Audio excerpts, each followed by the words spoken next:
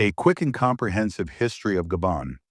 Gabon, a small but resource-rich country on the west coast of Central Africa, boasts a fascinating history shaped by ancient tribes, European colonization, and post-independence political evolution. Despite its modest size, Gabon's history is rich with cultural diversity, economic transformations, and unique geopolitical influences. This article provides a concise yet thorough overview of Gabon's past, from prehistoric times to the modern era. Pre-colonial Gabon, early inhabitants and tribal kingdoms 1. The earliest settlers, Gabon's history dates back thousands of years, with evidence of human habitation as early as the Paleolithic era. The earliest known inhabitants were the Pygmies, or Babongo people, hunter-gatherers who lived in the dense rainforests.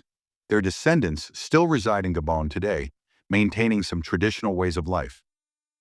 2. Bantu migrations and tribal kingdoms. Between the 13th and 15th centuries, Bantu-speaking peoples migrated into Gabon from the north and east, displacing or assimilating the Pygmy communities. These Bantu groups established several small kingdoms and chiefdoms, including the Mpongwe Kingdom. Dominating the coastal regions, the Mpongwe were skilled traders and fishermen. The Orungu Kingdom, based around the Ogooué Delta, they controlled trade routes and engaged in commerce with Europeans. The Fang people arriving later, 18th to 19th centuries. The Fang became one of Gabon's largest ethnic groups, known for their warrior culture and intricate wood carvings.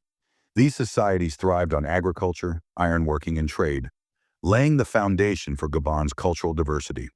European contact in the transatlantic slave trade, 15th to 19th century. 3. Portuguese exploration and early trade. In 1472, Portuguese explorer Diego Cao became the first European to reach Gabon's coast. The Portuguese named the region Gabon, meaning cloak, due to the shape of the Como River estuary. Initially, European contact was limited to trade in ivory, ebony, and spices.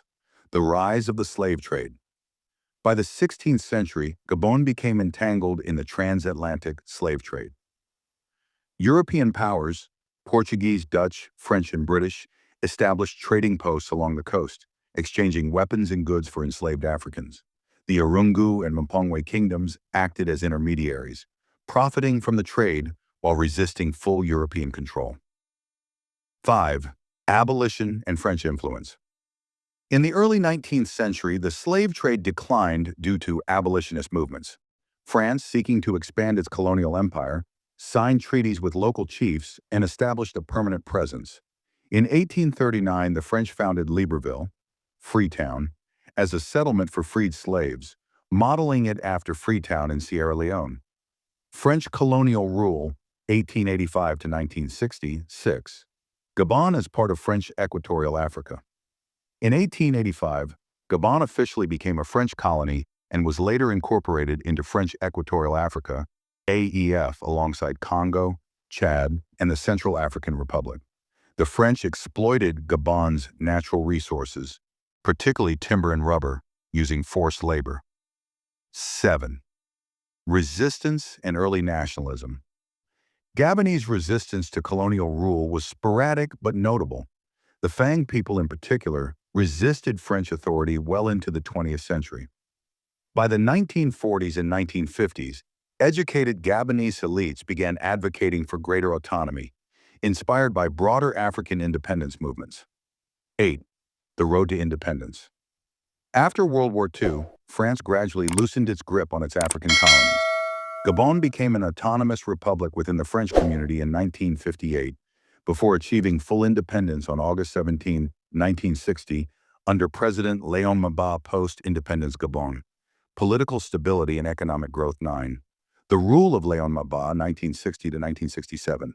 Mba, Gabon's first president, maintained close ties with France, allowing continued French economic and military influence.